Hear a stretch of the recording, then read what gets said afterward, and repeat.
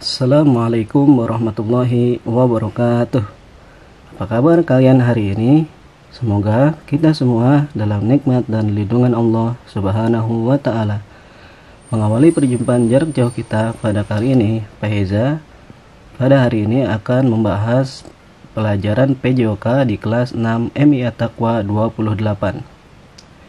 Mari saja kita mulai pelajaran kita pada hari ini dengan membacakan basmalah. Bismillahirrahmanirrahim. Baik, anak-anak semuanya, perhatikan. Sekarang kita masuk ke pelajaran 5. Di pelajaran 5 yaitu judulnya kebugaran jasmani. Ada di halaman 83. Ya, perhatikan, tubuh yang sehat dan bugar menjadi idaman setiap orang. Untuk memperoleh tubuh sehat dan bugar harus menerapkan pola hidup sehat. Salah satunya yaitu dengan rutin olahraga. Jadi kalau kalian ingin memiliki tubuh yang sehat, rajin-rajinlah berolahraga. Mari kita lihat materinya terlebih dahulu. Di sini kebugaran jasmani ada namanya latihan kebugaran jasmani. Pembahasannya itu latihan daya tahan, latihan kekuatan, latihan kelenturan, dan bahasan satu lagi adalah yang kedua, pengukuran tingkat kebugaran jasmani, yaitu dengan menghitung denyut nadi, menghitung kekuatan, dan menghitung kelenturan. Kita bahas satu persatu ya. Yang pertama adalah A. Latihan kebugaran jasmani. Nah, kesehatan jasmani dan rohani merupakan kebutuhan yang harus dipenuhi setiap supaya aktivitas dapat berjalan lancar. Kesehatan jasmani disebut juga dengan kebugaran jasmani. Lalu apakah kebugaran jasmani itu? Nah, kita lihat. Yang pertama adalah latihan daya tahan. Nah, jika kamu mudah lelah, menunjukkan bahwa daya tahanmu dalam kondisi kurang baik. Daya tahan tubuh yang kuat membuat kerja sehari-hari lebih baik. Daya tahan tubuh berguna menopang berbagai gerakan pada setiap otot dan tulang. Daya tahan tubuh dapat ditingkatkan dengan latihan secara rutin. Latihan daya tahan dapat dilakukan 3-5 kali dalam seminggu. Latihan harus diselingi dengan istirahat. Nah, itu ya berolahraga. Jadi tidak harus melelahkan terus-menerus, harus ada istirahatnya ya. Lalu di sini ada daya tahan, yaitu yang pertama adalah lari. Lari adalah olahraga yang banyak membutuhkan energi, ya, baik untuk jantung dan paru-paru, ya. Itu keduanya bekerja secara optimal. Begitu pula dengan oksigen dalam tubuh yang disalurkan paru-paru. Nah, lari merupakan olahraga yang mudah dan ringan untuk dilakukan. Hal ini karena lari tidak membutuhkan banyak biaya dan tempat, ya. Lari sebaiknya dilakukan pada waktu pagi hari. Nah, kenapa? Karena pada pagi hari itu saat udara masih segar dan belum tercemar, sehingga baik bagi pernapasan. Jadi kalau setiap liburan olahraga lari itu bagus di pagi hari ya. Lalu selanjutnya, nah yang kedua ini pasti kalian tahu, bersepeda. Nah, bersepeda bagi yang punya ya, yang memiliki sepeda, ini bagus nih bersepeda.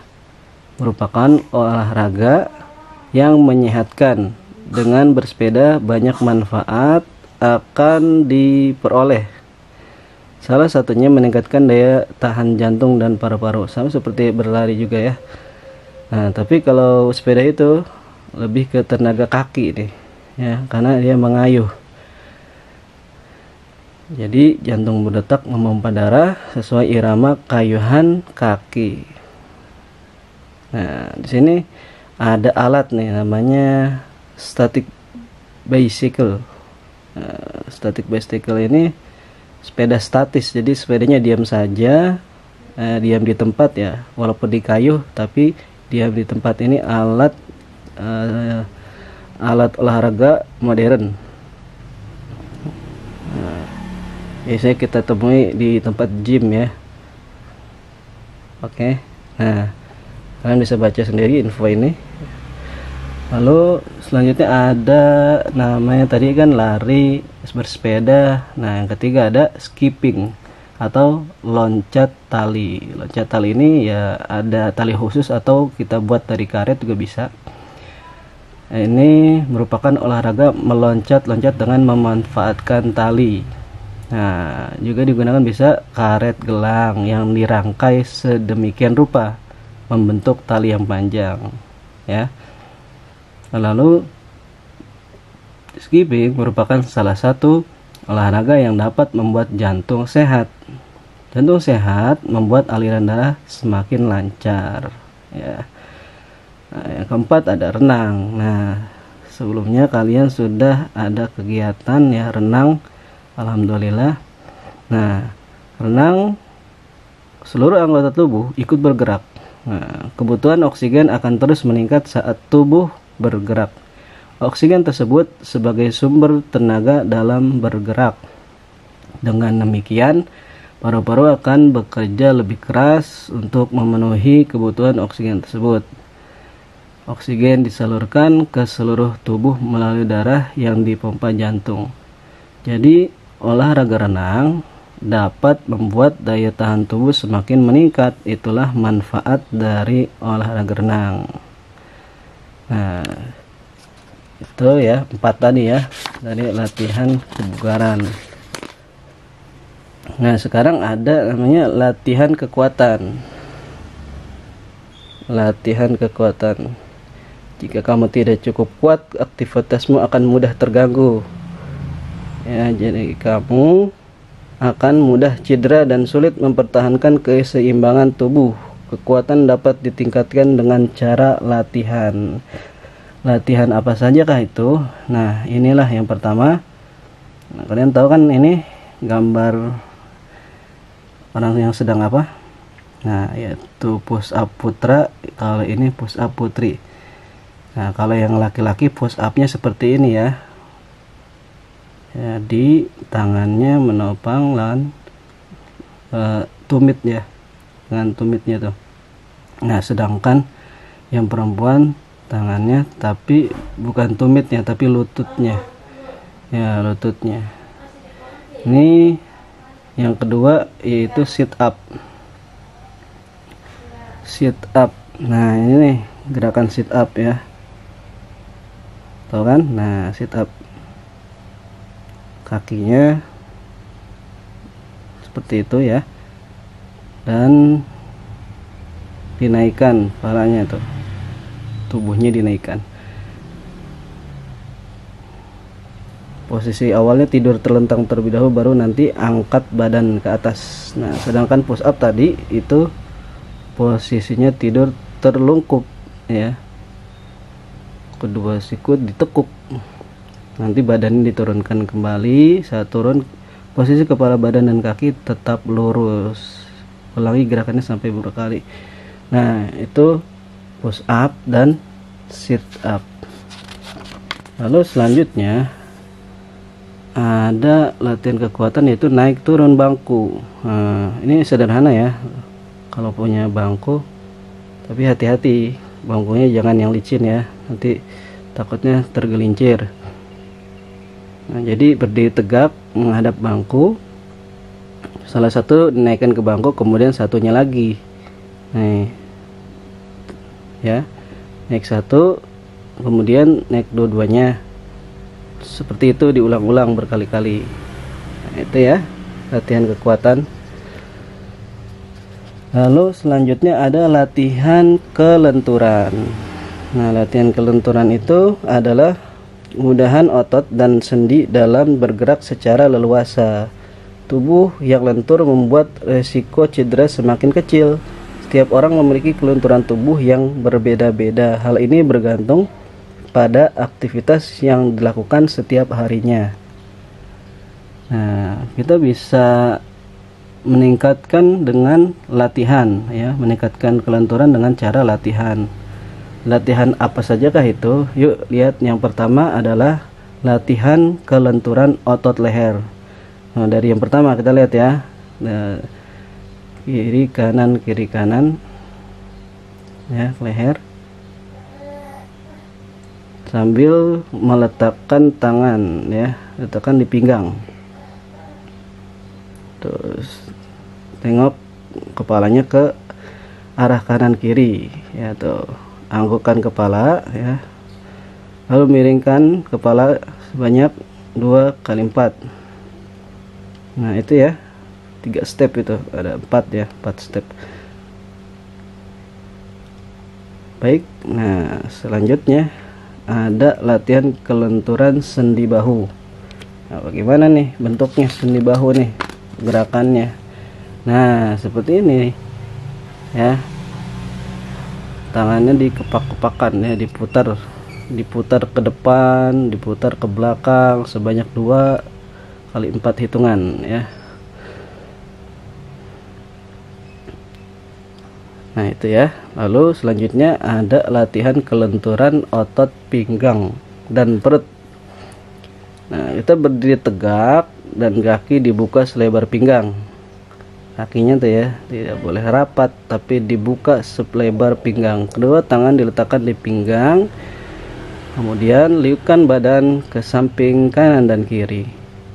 Lakukan gerakan yang sama tetapi kedua tangan diangkat lurus ke atas ya, seperti ada gerakan senam sedikit ya ini ya. Nah ini kelenturan ya. Nah itu tadi ya latihan kelenturan. Nah sekarang kita lihat di poin selanjutnya, di poin B, pengukuran tingkat kebugaran jasmani. Bagaimana cara mengukurnya? Kita lihat di sini ada manfaatnya kita mengukur tingkat kebugaran jasmani. Yang pertama, manfaatnya adalah menentukan kondisi fisik bugar atau tidak, mengetahui perkembangan fisik. Yang ketiga, mengukur kemampuan fisik. Nah, yang pertama, mengukur kebugaran jasmani, yang pertama caranya itu menghitung denyut nadi ya. Tentunya mungkin kalian sudah pernah ya memegang tangan ya untuk menghitung atau merasakan denyut nadi kalian. Nah coba kita lihat denyut nadi. Denyut nadi menggambarkan berapa kali jantung bergerak per menitnya. Denyut nadi normal pada usia 12 sampai 15 tahun sekitar 60 sampai 119 kali per menit. Nah, denyut nadi tersebut dapat kamu jadikan acuan dalam menentukan batasan kemampuan berolahraga. Nah, jadi denyut nadinya nih, hitung jumlah denyut selama 15 menit, kemudian jumlah denyut tersebut dikalikan 4 ya. Jadi tidak usah dihitung sampai 60 atau sampai 119 kali ya. Jadi dikalikan 4 saja selama 15 detik ya. Coba kalian hitung denyut nadi kalian coba ya, selama 15 detik. Nah, kalau sudah 15 detik denyut nadi kalian tuh berapa kali, lalu dikalikan 4. Begitu cara menghitungnya ya, dikalikan 4. Ingat, bukan dihitung sampai 100 ya. Kalau sampai 100 tidak mencapai itu ya, tidak sampai 15 detik, mungkin sampai 1 menit lebih ya. Jadi cukup 15 detik hasil dari denyut nadi kalian dikalikan 4 ya, baru kalian bisa mengetahui ya denyut nadi kalian. Bisa menghitung denyut nadi leher, bisa di leher. Denyut nadi di pergelangan tangan juga bisa, yang biasa di pergelangan tangan tuh ya. Nah seperti itu ya, dikalikan 4 juga sama. Lalu selanjutnya adalah yang kedua, menghitung kekuatan. Wah, ini bagaimana nih menghitung kekuatan nih? Kita lihat, dengan melakukan push up juga bisa ya, merupakan latihan untuk meningkatkan kekuatan tubuh. Tapi kan setiap orang tuh berbeda-beda kekuatannya ya. Begitu pula dengan kemampuan dalam melakukan push up. Jika kamu hanya dapat melakukan 10 kali push up dalam satu waktu, maka hal tersebut tidak menjadi masalah. Namun jika ingin meningkatkan kekuatan tubuh di atas, maka kamu harus rajin berlatih. Jadi intinya banyak-banyak latihan supaya kita bisa menghitung kekuatan kita atau bisa meningkatkan kekuatan kita. Selanjutnya yaitu menghitung kelenturan. Nah, ternyata kelenturan pun bisa dihitung. Kelenturan tubuh dapat dikatakan baik jika dapat mencium lutut dalam waktu tertentu, misalnya 60 detik. Jika dapat mencium lutut dalam waktu tidak terlalu lama, maka kelenturan tubuh dalam kategori sedang. Semakin lama waktu dalam mencium lutut, maka kelenturan tubuh semakin baik pula. Nah, jadi kalian bisa coba ya mencium lutut ya, seperti ini, gerak mencium lutut. Nah, semakin lama semakin bagus ya, semakin lambat semakin cepat berarti sedang ya, kelenturan kalian berarti sedang. Adapun pengukuran kelenturan dengan cara mencium lutut adalah sebagai berikut. Jadi posisi awalnya duduk dulu ya, dan kedua kaki rapat, kedua tangan lurus ke atas, badan ditundukkan ke arah depan sampai mencium lutut. Kedua tangan berpegangan pada ujung telapak kaki. Yang terakhir pertahankan sampai beberapa saat. Nah ini ya, coba kalian bisa coba nih gerakan ini seberapa lamanya kalian. Kalau kalian bisa lama berarti bagus nih, kekuatan kelenturan kalian ya, kelenturan kalian berarti bagus. Tapi kalau cepat, nah berarti sedang ya. Nah itu tadi ya tentang kebugaran ya di pelajaran 5. Ya mungkin itu saja pelajaran PJOK pada hari ini. Jika ada yang ingin bertanya atau yang belum paham, silahkan tanyakan ke Pak Heza, tidak usah malu-malu ya. Dan untuk hari ini tidak ada tugas ya, tidak ada tugas, baik mengerjakan latihan ataupun menulis, tidak ada tugas sama sekali. Jadi kalian memperhatikan saja tadi pembahasannya dengan baik supaya kalian nanti bisa menjawabnya dengan bisa menjawab pertanyaan-pertanyaan yang akan datang, atau bisa melakukan gerakan-gerakan yang tadi sudah dibahas ya. Cukup sekian dari Bapak, semoga bermanfaat dan semoga kita semua dimudahkan oleh Allah Subhanahu wa taala dalam memahaminya. Cukup sekian dan terima kasih. Wassalamualaikum warahmatullahi wabarakatuh.